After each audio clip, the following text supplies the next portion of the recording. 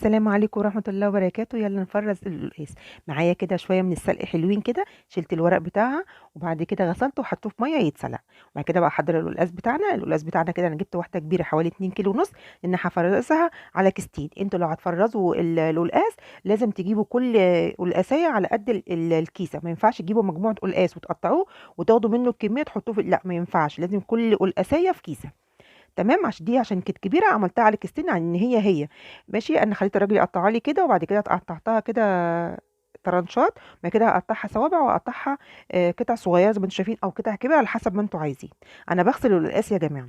هنا بقى بعد ما السلق السلق بتاعنا هحطه كده في ماء اصفر يتصفى خالص، وبعد كده احطه في اكياس يطلع من قبليها بيوم في التلاجة، قبل ما تيجي تعملي لك تاني يوم تضربيه في الخلاط اكنك لسه عاملاه حالا.